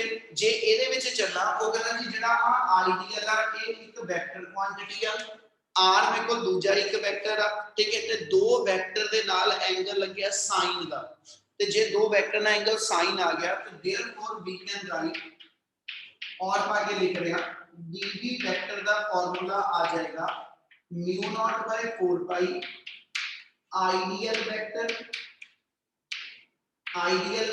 Cross r vector over r cube. दो वेक्टर ना साइन होवे, दो वेक्टर ना साइन आंदा होवे ते इनो ਅਸੀਂ ਐਸਐਚ ਦੋ ਵੈਕਟਰ ਦੀ ਕ੍ਰਾਸ ਪ੍ਰੋਡਕਟ ਦੀ ਫਾਰਮ ਚ ਲਿਖ ਸਕਦੇ ਹਾਂ। ਇਸ ਲਈ ਇੱਥੇ ਉਹਨੇ ਕਹਿੰਦਾ ਵੀ ਜੇ ਇਹਨੂੰ ਵੈਕਟਰ ਫਾਰਮ ਚ ਲਿਖਾਂ dv ਵੈਕਟਰ ਨੂੰ ਤੇ mu not by 4 pi into I dl vector cross r vector, ठीक है, नीचे मेरे को r क्यूब। क्या आ गल समझ लगी? Yes, sir. Yes, sir. Yes, sir. Yes, sir. चलो ਹੁਣ ਇਸੇ ਤੋਂ ਗੱਲ ਅੱਗੇ ਕੰਟੀਨਿਊ ਕਰ ਰਹੇ ਹਾਂ। ਇਹਦਾ ਮਤਲਬ ਜਿਹੜਾ ਇਸ ਪੁਆਇੰਟ ਤੇ ਰਿਜ਼ਲਟੈਂਟ ਮੈਗਨੈਟਿਕ, ਨੂੰ ਸਮਝਣ ਵਾਲੀ ਗੱਲ ਹੈ ਬੇਟਾ ਸਾਰਿਆਂ ਦੀ, ਇਹ ਡਾਇਰੈਕਸ਼ਨ ਨਿਊਮੈਰੀਕਲੀ ਬਹੁਤ ਇੰਪੋਰਟੈਂਟ ਰਹੇਗੀ, ठीक है। जेड़ा इस पॉइंट दे मैग्नेटिक फील्ड लाई करदा वा, ਅਸੀਂ ਕਿਹਾ ਜੀ ਇਸ ਕੰਡਕਟਰ ਦੇ ਕਰਕੇ ਇਸ ਪੁਆਇੰਟ ਦਾ ਮੈਗਨੈਟਿਕ ਫੀਲਡ ਹੈਗਾ, ਉਹ ਕਹਿੰਦਾ ਹੈਗਾ, ਕਹਿੰਦਾ ਕਿਸ ਡਾਇਰੈਕਸ਼ਨ ਚ ਹੋਏਗਾ, ਤੇ ਉਹਦੀ ਡਾਇਰੈਕਸ਼ਨ ਨੂੰ ਡਿਫਾਈਨ ਕਰਨ ਲਈ ਸਾਡੇ ਕੋਲ ਆ ਰੂਲ ਆ ਜਾਏਗਾ ਕਿ ਵੀ ਮੈਗਨੈਟਿਕ ਫੀਲਡ ਦੀ ਡਾਇਰੈਕਸ਼ਨ ਜਿਹੜੀ ਆ ਉਹ ਹਮੇਸ਼ਾ cross product of two vector ਨਾਲ ਦੱਸੀ ਜਾਏਗੀ। ਯਾਨੀ ਜਿਹੜੇ ਪਲੇਨ ਚ ਆਈਡੀਅਲ ਤੇ r ਵੈਕਟਰ ਪਏ ਆ, ਜਿਹੜੇ xy ਪਲੇਨ ਚ, xz ਪਲੇਨ ਚ, yz ਪਲੇਨ ਚ, ਜਿਹੜੇ ਵੀ ਪਲੇਨ ਚ ਆਈਡੀਅਲ ਤੇ r ਵੈਕਟਰ ਪਏ ਹੋਣਗੇ, dv ਵੈਕਟਰ ਹਮੇਸ਼ਾ ਉਸ ਪਲੇਨ ਦੇ ਪਰਪੈਂਡੀਕੂਲਰ, dv ਵੈਕਟਰ ਹਮੇਸ਼ਾ ਉਸ ਪਲੇਨ ਦੇ ਪਰਪੈਂਡੀਕੂਲਰ ਹੋਏਗਾ, ਆਊਟਵਰਡ ਹੋਏਗਾ ਕਿ ਇਨਵਰਡ ਹੋਏਗਾ। ਇਹ ਡਿਪੈਂਡ ਕਰੇਗਾ ਕਿ ਜਦੋਂ ਤੁਸੀਂ ਐਸਐਚ ਆਈਡੀਅਲ ਵੈਕਟਰ ਤੋਂ ਰੋਟੇਟ ਕਰਕੇ r ਵੈਕਟਰ ਵੱਲ ਜਾਣਾ, ਜਦੋਂ ਆਈਡੀਅਲ ਵੈਕਟਰ ਤੋਂ ਰੋਟੇਟ ਕਰਕੇ r ਵੈਕਟਰ ਵੱਲ ਜਾਣਾ ਤੇ ਉਹ ਸੈਂਸ ਆਫ ਰੋਟੇਸ਼ਨ ਕਲੌਕਵਾਈਜ਼ ਆ ਕਿ ਐਂਟੀ ਕਲੌਕਵਾਈਜ਼ ਆ। ਕੱਲ ਦੱਸੀ ਹੋਈ ਚੀਜ਼ ਆ ਬੇਟਾ ਕਿ ਜੇ ਮੈਂ ਐਸਐਚ ਕਹਾਂ ਆ ਜਿਹੜੀ ਚੀਜ਼ ਘੁੰਮਣ ਵਾਲੀ ਇਹਨੂੰ ਆਪਾਂ ਐਸਐਚ ਕਹਿੰਦਾ ਜੀ ਇੱਥੇ ਰੱਖਣਾ। ਹੁਣ ਇਹ ਤੋਂ ਬੜਾ ਤੇ ਆਈਡੀਅਲ ਕ੍ਰਾਸ r, ਯਾਨੀ ਆਈਡੀਅਲ ਕ੍ਰਾਸ ਕਰਕੇ r ਵੱਲ ਜਾ ਰਿਹਾ, ਤੇ ਜੇ ਇਹਦੇ ਵੱਲ ਆ ਫਿੰਗਰ ਦਿੱਤੇ ਆਈਡੀਅਲ ਗਿਣੋ ਤੇ r ਇੱਥੇ ਗਿਣ ਲਓ, ਠੀਕ ਹੈ। ਤੇ ਜੇ ਆਈਡੀਅਲ r ਵੱਲ ਜਦੋਂ ਘੁੰਮਦਾ ਪਿਆ ਤੇ ਜੇ ਉਹ ਰੋਟੇਸ਼ਨ ਐਂਟੀ ਕਲੌਕਵਾਈਜ਼ ਹੋਈ, ਆ ਮੇਰਾ ਹੱਥ ਐਸ ਵੇਲੇ ਐਂਟੀ ਕਲੌਕਵਾਈਜ਼ ਘੁੰਮਦਾ ਪਿਆ, ਜੇ ਰੋਟੇਸ਼ਨ ਐਂਟੀ ਕਲੌਕਵਾਈਜ਼ ਹੋਵੇ ਤੇ ਥੰਬ ਦੀ ਡਾਇਰੈਕਸ਼ਨ ਯਾਨੀ ਮੈਗਨੈਟਿਕ ਫੀਲਡ ਦੀ ਡਾਇਰੈਕਸ਼ਨ ਆਊਟਵਰਡ ਹੋਏਗੀ, ਤੇ ਜੇ ਇਹ ਸੈਂਸ ਆਫ ਰੋਟੇਸ਼ਨ ਕਲੌਕਵਾਈਜ਼ ਹੋਈ ਤੇ ਫਿਰ ਮੇਰੇ ਕੋਲ ਇਹ ਰਿਜ਼ਲਟੈਂਟ ਵੈਕਟਰ ਦੀ ਡਾਇਰੈਕਸ਼ਨ ਡਾਊਨਵਰਡ ਆ। ਕਿ ਇੰਨੀ ਗੱਲ ਪਹਿਲਾਂ ਸਮਝ ਲੱਗੀ? Yes, sir. Yes, sir. Yes, Yes, sir. ਬਾਰ-ਬਾਰ ਸਾਰਿਆਂ ਨੂੰ ਕਹਿ ਰਿਹਾ ਮੈਂ ਬਹੁਤ ਸਲੋ ਚੱਲਦਾ ਪਿਆ ਤਾਂ ਕਿ ਇੱਕ ਵਾਰੀ ਇਸ ਨੂੰ ਚੰਗੀ ਤਰ੍ਹਾਂ ਸਮਝ ਲਓ। ਹੁਣ ਇਹਦੇ ਅਕੋਰਡਿੰਗਲੀ ਚੱਲੀਏ।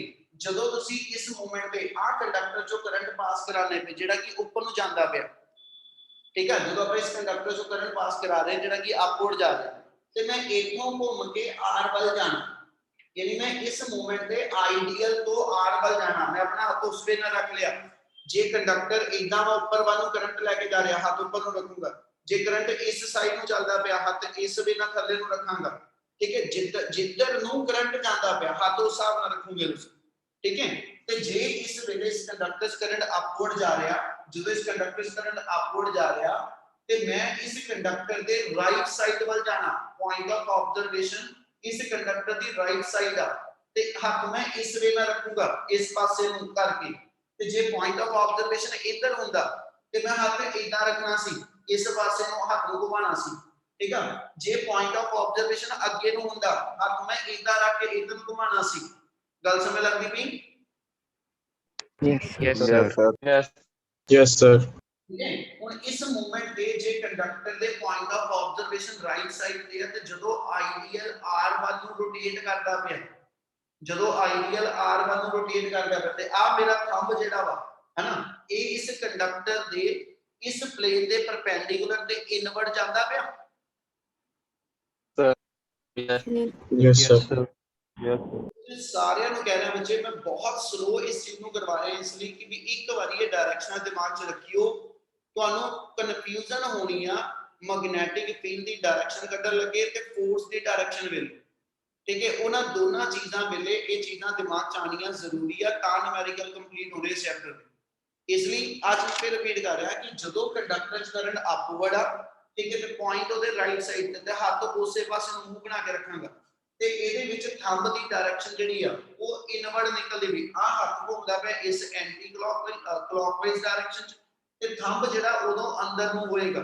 ਤੇ ਜੇ ਇਹੀ ਕਹਿ ਦਵਾਂ ਇਸ ਕੰਡਕਟਰ 'ਚ ਕਰੰਟ ਜਿਹੜਾ ਵਾ ਹਨਾ ਉਹ ਅਪਵਰਡ ਹੀ ਆ ਪਰ ਪੁਆਇੰਟ ਆਫ ਆਬਜ਼ਰਵੇਸ਼ਨ ਇੱਧਰ ਹੋਵੇ, ਆ ਪੈਨ ਵਾਲੀ ਜਗ੍ਹਾ ਪੁਆਇੰਟ ਆਫ ਆਬਜ਼ਰਵੇਸ਼ਨ ਆ। ਹੁਣ ਹੱਥ ਜਦੋਂ ਘੁਮਾਵਾਂਗਾ ਇਹ ਐਂਟੀ ਕਲੌਕਵਾਈਜ਼ ਘੁੰਮਿਆ ਤੇ ਥੰਬ ਦੀ ਡਾਇਰੈਕਸ਼ਨ ਆਊਟਵਰਡ ਆ, ਮਤਲਬ ਥੰਬ ਮੇਰਾ ਜਿਹੜਾ ਆ ਪੈਨ ਵਾਲੀ ਡਾਇਰੈਕਸ਼ਨ 'ਚ ਇਸ ਪਲੇਨ ਤੋਂ ਆਊਟਵਰਡ ਨਿਕਲਦਾ ਹੋਏਗਾ। ਕਲੀਅਰ ਇਹਦੀ ਗੱਲ? Yes, sir. ਡਾਇਰੈਕਸ਼ਨ ਸਮਝ ਸਾਰਿਆਂ ਨੂੰ? Yes, sir. Yes, sir. Yes, sir. Yes, sir. ਆਪਾਂ ਬਾਇਓਟ-ਸੇਵਰਟ ਲਾਅ ਠੀਕ ਹੈ ਉਹਦੀ ਬੇਸਿਕ ਫਾਰਮ ਦੀ ਯਾਨੀ ਕਰੰਟ ਦੀ ਫਾਰਮ 'ਚ ਅਸੀਂ ਉਹਦੀ ਐਸ ਸੱਚ ਫਾਰਮੂਲੇ ਨੂੰ ਠੀਕ ਹੈ ਉਹਦੀ ਡਾਇਰੈਕਸ਼ਨ ਨੂੰ ਸਪੈਸੀਫਾਈ ਕੀਤਾ ਬੇਟਾ। ਬੁੱਕ ਦੇ ਵਿੱਚ ਤੁਸੀਂ ਪੜੋਗੇ ਉਹਨੇ ਇਹੀ ਡੀਬੀ ਦਾ ਫਾਰਮੂਲਾ ਕਰੰਟ ਡੈਂਸਿਟੀ ਤੇ ਚਾਰਜ ਦੀ ਫਾਰਮ 'ਚ ਹੋਰ ਵੀ ਲਿਖਿਆ ਹੋਇਆ, ਉਹ ਤੁਸੀਂ ਪੜੋਗੇ ਕਿ ਵੀ ਉਹ ਕੀ ਲਿਖਿਆ ਉਹ ਮੈਂ ਤੁਹਾਡੇ ਤੋਂ ਪੁੱਛਾਂਗਾ ਇੱਕ ਵਾਰੀ ਜ਼ਰੂਰ। ਓਕੇ ਜੀ? Okay, sir. Okay, sir. चलो मैं नेक्स्ट टॉपिक शुरू करिए, ठीक है, एक सेकेंड ले ली।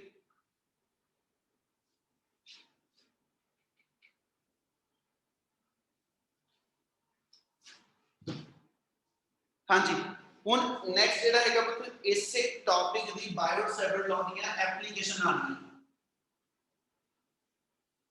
ਐਪਲੀਕੇਸ਼ਨ ਆਪਣੇ ਕੋਲ ਕੰਡਕਟਰ ਦੀ ਸ਼ੇਪ ਕੀ ਗਿਵਨ ਆ ਉਹਦੇ ਅਕੋਰਡਿੰਗਲੀ ਉਹਦੇ ਮੈਗਨੈਟਿਕ ਦਾ ਫਾਰਮੂਲਾ ਕੀ ਡਰਾਈਵ ਹੋ ਕੇ ਆਏਗਾ। ਸਭ ਤੋਂ ਪਹਿਲਾਂ ਇਹਦੇ ਵਿੱਚ ਜਿਹੜਾ ਟੌਪਿਕ ਸ਼ੁਰੂ ਕਰ ਰਿਹਾ ਟੌਪਿਕ ਆਪਣਾ ਹੈਗਾ expression for magnetic field intensity. Word पूरा बोलांगा मैग्नेटिक फील्ड इंटेंसिटी, रिटन च नु बी वेक्टर लिख दिया करांगा। Expression for magnetic field intensity due to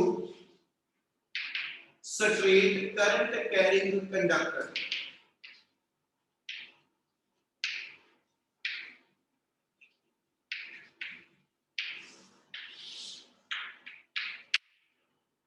हाँ जी, टॉपिक ये बनाने लगे कि जे मेरे को एक कोई straight current carrying conductor given आ ओदे अराउंड जेड़ा मैग्नेटिक फील्ड आंदा वो केड़े-केड़े फैक्टर ते डिपेंडेंट है। सिंपल जी ले लिया मेरा एग्जांपल, आ मेरे को स्विच लगा होया ਇਹਦੇ ਨਾਲ ਆ ਇੱਕ ਜਿਹੜੀ ਵਾਇਰ ਜਾਂਦੀ ਪਈ ਇਹਨੂੰ ਮੈਂ ਇੱਕ ਸਟ੍ਰੇਟ ਕੰਡਕਟਰ ਮੰਨ ਲਵਾਂ। ਇਹਨੂੰ ਜਦੋਂ ਮੈਂ ਸਵਿਚ ਔਨ ਕਰਾਂ ਠੀਕ ਹੈ ਤੇ ਅਸੀਂ ਕਹਿੰਦੇ ਜੀ ਇਸ ਵਾਇਰ ਚੋਂ ਕਰੰਟ ਪਾਸ ਹੋਣਾ ਸ਼ੁਰੂ ਹੋ ਗਿਆ। ਉਹ ਕਹਿੰਦਾ ਜਦੋਂ ਇਸ ਵਾਇਰ ਚੋਂ ਕਰੰਟ ਪਾਸ ਹੋਣਾ ਸ਼ੁਰੂ ਹੋ ਗਿਆ ਇਹਦੇ ਅਰਾਊਂਡ ਇਹਦਾ ਮੈਗਨੈਟਿਕ ਫੀਲਡ ਬਣਿਆ। 10th ਵਿੱਚ ਤੁਸੀਂ ਥੋੜਾ ਜਿਹਾ ਚੀਜ਼ ਨੂੰ ਪੜਿਆ ਹੋਇਆ ਬੇਟਾ ਕਿ ਵੀ ਜਦੋਂ ਕੰਡਕਟਰ ਸਟ੍ਰੇਟ ਵੇ ਸੀਗਾ ਉੱਤੇ ਤੁਸੀਂ 10th ਇਦਾਂ ਪੜਿਆ ਸੀ। ਉਹਨੇ ਕਿਹਾ ਜੀ ਇੱਕ ਸਟ੍ਰੇਟ ਕੰਡਕਟਰ ਲਵੋ ਯਾਨੀ ਇੱਕ ਵਾਇਰ ਲੈ ਲਓ, ਇਹਨੂੰ ਇੱਕ ਕਾਰਡਬੋਰਡ ਰੱਖ ਕੇ ਇੱਕ ਕਾਰਡਬੋਰਡ ਲੈ ਲਓ, ਉਹ ਚੋਂ ਹੋਲ ਬਣਾ ਕੇ ਉਹ ਚ ਇਹਨੂੰ ਪਾਸ ਕਰ ਦਿਓ, ਇਹਨੂੰ ਬੈਟਰੀ ਦੇ ਨਾਲ ਜੋੜ ਦਿਓ ਤੇ ਕਾਰਡਬੋਰਡ ਦੇ ਉੱਤੇ ਆਇਰਨ ਫਿਲਿੰਗ ਸੁੱਟ ਲਓ ਤੇ ਜਦੋਂ ਤੁਸੀਂ ਐਸਐਚ ਕਰੰਟ ਔਨ ਕਰਦੇ ਹੋ ਤੇ ਇਹਨੂੰ ਹਲਕਾ ਹਲਕਾ ਆਪਾਂ ਬੋਰਡ ਨੂੰ ਟੈਪਿੰਗ ਕਰੀਏ ਤੇ ਇਸ ਕੰਡਕਟਰ ਦੇ ਅਰਾਊਂਡ ਇੱਕ ਸਰਕੂਲਰ ਪੈਟਰਨ ਦੇ ਵਿੱਚ ਜਿਹੜਾ ਵਾ ਉਹ ਸਾਰਾ ਆਪਣਾ ਆਇਰਨ ਫਿਲਿੰਗ ਸੈਟਅਪ ਹੋ ਜਾਏਗਾ। ਪਤਾ ਜੋ ਬੋਲਦਾ ਪਿਆ? Yes, sir. Yes, sir. Yes, Yes, sir. sir. ठीक है, ਤੇ ਉਹੀ ਟੌਪਿਕ ਬਣਨ ਲੱਗਿਆ ਕਿ ਉਹਦਾ ਮੈਗਨੈਟਿਕ ਕਿਹੜੀ ਕਿਹੜੀ ਚੀਜ਼ ਤੇ ਡਿਪੈਂਡੈਂਟ ਹੈ। ਉਹਦੇ ਲਈ ਇਹਦੀ ਫਿਗਰ ਨਾਲ ਗੱਲ ਸ਼ੁਰੂ ਕਰ ਰਿਹਾ, ਪਹਿਲਾਂ ਸਮਝ ਲਿਓ ਇੱਕ ਵਾਰੀ। ਆਪਣੇ ਕੋਲ ਕੋਈ ਕੰਡਕਟਰ ਗਿਵਨ ਆ ਠੀਕ ਹੈ ਜੀ, ਇਸ ਕੰਡਕਟਰ ਦੇ ਵਿੱਚ ਜਦੋਂ ਅਸੀਂ ਕਹਿੰਦੇ ਕਰੰਟ ਪਾਸ ਕਰਦਾ ਪਿਆ ਕੰਡਕਟਰ ਮਤਲਬ ਮੇਰੇ ਕੋਲ XY ਆ ਗਿਆ, ਇਸ ਕੰਡਕਟਰ ਦੇ ਵਿੱਚੋਂ I ਐਂਪੀਅਰ ਕਰੰਟ ਪਾਸ ਹੋ ਰਿਹਾ ਤੇ ਇਸ ਕੰਡਕਟਰ ਦਾ ਅਸੀਂ ਇੱਕ ਸਮਾਲ ਐਲੀਮੈਂਟ ਲੈ ਲਿਆ AB। ਇਸ ਸਮਾਲ ਐਲੀਮੈਂਟ ਦੀ ਲੈਂਥ ਰੱਖ ਲਈ DL। ਇਹਦੇ ਤੋਂ ਐਸਾ ਜੀ ਜਿੱਥੇ ਪੁਆਇੰਟ ਆਫ ਆਬਜ਼ਰਵੇਸ਼ਨ ਆ ਠੀਕ ਹੈ ਜੀ ਉਹਦਾ ਡਿਸਟੈਂਸ R ਰੱਖ ਲਿਆ ਤੇ ਇਸ ਕੰਡਕਟਰ ਦੇ ਨਾਲ ਇਸ ਦਾ ਐਂਗਲ θ ਡਿਫਾਈਨ ਕਰ ਲਿਆ। ਕਲੀਅਰ ਹੈ ਜੀ ਗੱਲ? Yes, sir. Yes, sir. ठीक है ਤੇ ਜੇ ਆ ਮੇਰਾ ਕੰਡਕਟਰ ਗਿਵਨ ਆ ਇਹਦੇ ਸੈਂਟਰ ਤੋਂ ਅਸੀਂ ਇੱਕ ਆ ਡਿਸਟੈਂਸ ਜਿਹੜਾ ਇਹਨੂੰ a ਦੀ ਫਾਰਮ ਚ ਡਿਫਾਈਨ ਕਰ ਲਿਆ ਮਤਲਬ ਪੁਆਇੰਟ ਆਫ ਆਬਜ਼ਰਵੇਸ਼ਨ ਤੇ ਕੰਡਕਟਰ ਦੇ ਵਿੱਚ ਜਿਹੜਾ ਪਰਪੈਂਡੀਕੂਲਰ ਡਿਸਟੈਂਸ ਉਹ a ਨਾਲ ਡਿਫਾਈਨ ਕਰ ਲਿਆ ਕਿਆ ਇਹਦੀ ਗੱਲ ਕਲੀਅਰ ਆ Yes, sir. Yes, sir. Yes, sir. Yes, sir. a ਤੇ r ਦੇ ਵਿੱਚ ਜਿਹੜਾ ਐਂਗਲ ਆ ਉਹ ਅਸੀਂ phi ਡਿਫਾਈਨ ਕਰ ਲਿਆ ਠੀਕ ਹੈ ਜਿਹੜਾ ਸਮਾਲ ਐਲੀਮੈਂਟ ਆ ਉਹਦਾ ਪੁਆਇੰਟ ਆਫ ਆਬਜ਼ਰਵੇਸ਼ਨ ਆ ਜਿਹੜਾ ਡਿਸਟੈਂਸ ਆ ਉਹ ਐਂਗਲ ਥੀਟਾ ਵਾ ਜਿਹੜਾ ਇਹਦਾ ਪਰਪੈਂਡੀਕੂਲਰ ਡਿਸਟੈਂਸ ਤੇ r ਡਿਸਟੈਂਸ ਆ ਇਹਦੇ ਵਿੱਚ ਐਂਗਲ ਅਸੀਂ phi ਡਿਫਾਈਨ ਕਰ ਲਿਆ ਤੇ ਆ ਐਂਗਲ ਮੇਰਾ 90 ਆ ਨਾਓ ਤੁਸੀਂ ਇਸ ਸਮਾਲ ਐਲੀਮੈਂਟ ਦਾ ਇਸ ਪੁਆਇੰਟ ਤੇ ਜੇ ਮੈਗਨੈਟਿਕ ਫੀਲਡ ਲਿਖਣਾ ਤੇ we know we use the Biot-Savart law यानी start it कर रहे हैं we know that according to Biot-Savart law dt का formula Sega mu naught by 4 pi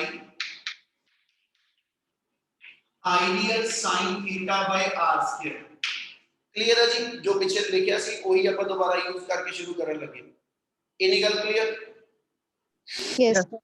Yes, sir. Yes, sir. Yes, sir. Topic से करना की है बेटा एक बार ਇਹਨੂੰ ਸਮਰਾਈਜ਼ ਕਰਨਾ ਤੁਸੀਂ ਐਸਐਚ ਡੀਐਲ ਦੀ ਤੁਸੀਂ ਥੀਟਾ ਦੀ ਤੇ ਆਰ ਤੁਹਾਡੇ ਲਈ ਨੋਨ ਵੇਰੀਏਬਲ ਉਹਨੇ ਤਿੰਨ ਬਣਾਏ ਆ ਇੱਕ ਇਸ ਵਾਇਰ ਚ ਪਾਸ ਹੋਣ ਵਾਲਾ ਕਰੰਟ ਇਹ ਨੋਨ ਆ ਇੱਕ ਮੇਰੇ ਕੋਲ ਆ ਫਾਈ ਐਂਗਲ ਨੋਨ ਹੋਏਗਾ ਇੱਕ ਮੇਰੇ ਕੋਲ ਪਰਪੈਂਡੀਕੂਲਰ ਡਿਸਟੈਂਸ a ਨੋਨ ਇਹਨਾਂ ਵੇਰੀਏਬਲ ਦੀ ਫਾਰਮ ਚ ਤੁਸੀਂ ਥੀਟਾ ਨੂੰ r ਨੂੰ dl ਨੂੰ ਇਹਨਾਂ ਸਾਰਿਆਂ ਨੂੰ ਕਨਵਰਟ ਕਰਨਾ ਤੇ ਆ ਜਿਹੜਾ ਮੇਰੇ ਕੋਲ ਪੁਆਇੰਟ ਹੈਗਾ ਇਹਦਾ a ਤੋਂ ਇੱਥੇ ਤੱਕ ਦੀ ਲੈਂਥ ਨੂੰ ਅਸੀਂ l ਮੰਨ ਲਿਆ ਕਿ ਜਿੱਥੇ ਅਸੀਂ ਸਮਾਲ ਐਲੀਮੈਂਟ ਲਿੱਤਾ ਨਾ ਉਹ ਇਸ ਕੰਡਕਟਰ ਦੇ ਸੈਂਟਰ ਤੋਂ l ਡਿਸਟੈਂਸ ਉੱਤੇ ਹੈਗਾ ਸੋ ਇਹਨਾਂ ਵੇਰੀਏਬਲ ਦੀ ਫਾਰਮ ਚ ਉਹ ਕਹਿੰਦਾ ਜੀ ਐਸੇ ਤੁਸੀਂ ਜਿਹੜਾ ਆਪਣਾ ਇਸ ਮੈਗਨੈਟਿਕਲ ਦਾ ਫਾਰਮੂਲਾ ਡਰਾਈਵ ਕਰੋ ਹੁਣ ਇਹਦੇ ਜੇ ਲੈ ਕੇ ਚੱਲਾਂ ਤੁਸੀਂ dl ਥੀਟਾ ਤੇ r ਦੀ ਵੈਲਿਊ ਜਦੋਂ ਕੱਢਣੀ ਆ ਉਹ ਚ ਪਹਿਲੀ ਕੰਡੀਸ਼ਨ ਇਹ ਲੈ ਲਿਆ ਥੀਟਾ phi ਤੇ 90 ਟ੍ਰਾਇੰਗਲ ਦੇ ਤਿੰਨ ਐਂਗਲ ਦੀ ਸਮ 180 ਆ ਜਾਏਗੀ ਉਹ ਤੋਂ ਸ਼ੁਰੂ ਕਰ ਰਿਹਾ we know that in right angle triangle OAR triangle आ गया AOP इस triangle ਦੇ ਅੰਦਰ ਮੇਰੇ ਕੋਲ theta plus pi plus 90 equal to 180 which implies theta plus pi अपना 90 आ गया which implies theta की value 90 minus pi आ गई clear है गल Yes, sir. Yes. Yes, sir. ਦੀ ਵੈਲਿਊ ਦੇ ਬੇਸ ਤੇ ਆਪਾਂ ਇੱਥੇ ਗੱਲ ਕਰਦੇ ਹਾਂ देयरफॉर ਜੇ sin थीटा ਨੂੰ ਮੈਂ phi ਚ ਬਦਲਣਾ ਤੇ ਆਪਾਂ थीटा ਦੀ ਥਾਂ ਤੇ 90 phi ਲਿਖ ਲਿਓ ਤੇ sin 90 phi ਮੇਰਾ ਕੀ ਬਣ ਜਾਏਗਾ ਜੀ Cos phi.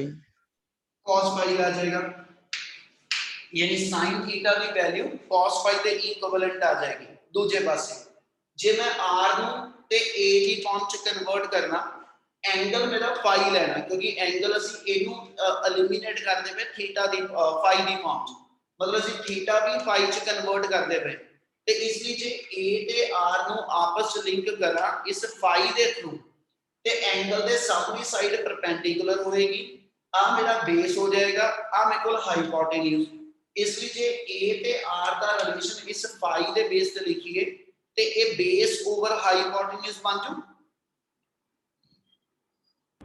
Yes, sir. Yes, sir.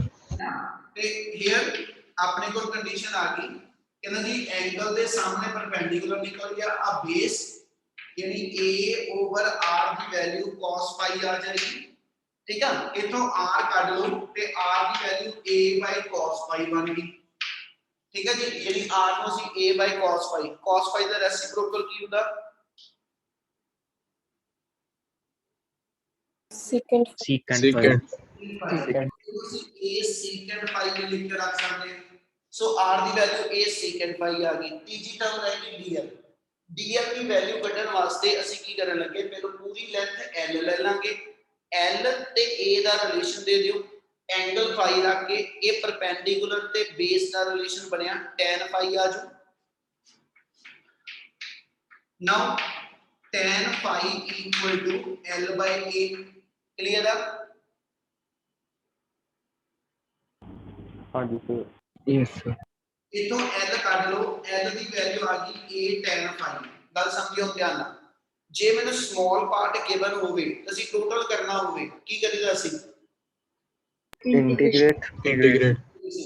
ਤੇ ਜੇ ਮੈਨੂੰ ਟੋਟਲ ਗਿਵਨ ਹੋਵੇ ਤੇ ਸਮਾਲ ਪਾਰਟ ਚਾਹੀਦਾ ਹੋਵੇ ਕੀ ਕਰੀਦਾ Differentiate. Differentiation। ਇਹਦਾ ਮਤਲਬ ਇਥੋਂ ਜੇ ਚੱਲਾ ਇਹ L ਦੀ ਵੈਲਿਊ ਆਈ ਆ ਮੈਨੂੰ DL ਚਾਹੀਦਾ ਬੇਟਾ ਤੇ DL ਵਾਸਤੇ ਅਸੀਂ ਇਹਦੇ ਵਿੱਚ ਕੀ ਕਰੀਏ ਇਹਨੂੰ ਇਕੁਏਸ਼ਨ 1 ਦੇ ਕੇ ਰੱਖ ਦੇ ਇਹਨੂੰ 2 ਦੇ ਦਿਓ ਇਥੋਂ ਅਸੀਂ L ਦੀ ਡਿਫਰੈਂਸ਼ੀਏਸ਼ਨ ਕਰ ਦੋ ਵਿਦ ਰਿਸਪੈਕਟ ਟੂ ਫਾਈ ਠੀਕ ਆ differentiate L with respect to phi ਤੇ therefore ਸਾਡੇ ਕੋਲ ਇੱਥੇ ਆ ਜਾਏਗਾ dl by d phi equal to a constant here into d by d phi of tan phi the differentiation ਕੀ ਹੁੰਦੀ ਜੀ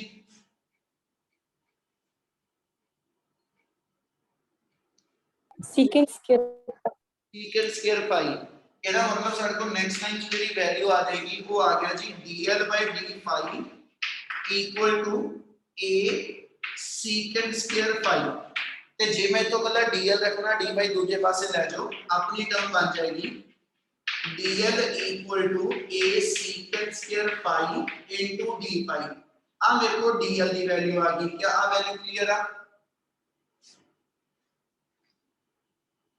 Yes, sir. Yes, sir.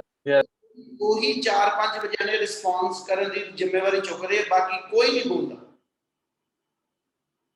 ਇਹਨਾਂ ਦਾ Yes, sir. ਵੀ ਸਾਰੇ Yes, sir. Yes, sir. Yes, sir. ਉੱਪਰ ਕੋਲ DL ਦੀ value ਵੀ ਆ ਗਈ ਇੱਥੋਂ ਚੱਲੀਏ ਤੇ ਆਪਣੇ ਕੋਲ ਆਰ ਦੀ ਵੈਲਿਊ ਵੀ ਆ ਗਈ ਉੱਪਰ ਚੱਲੀਏ ਤੇ ਆਪਣੇ ਕੋਲ ਸਾਈਨ ਥੀਟਾ ਦੀ ਵੈਲਿਊ ਵੀ ਆ ਗਈ ਇਹ ਚ ਤਿੰਨ ਚੀਜ਼ਾਂ ਦੀ ਵੈਲਿਊ ਸੀ ਡੀਐਲ ਸਾਈਨ ਥੀਟਾ ਤੇ ਆ ਤਿੰਨੇ ਵੈਲਿਊ ਪੁੱਟ ਕਰ ਦਿਓ ਇਕੁਏਸ਼ਨ 1 ਚ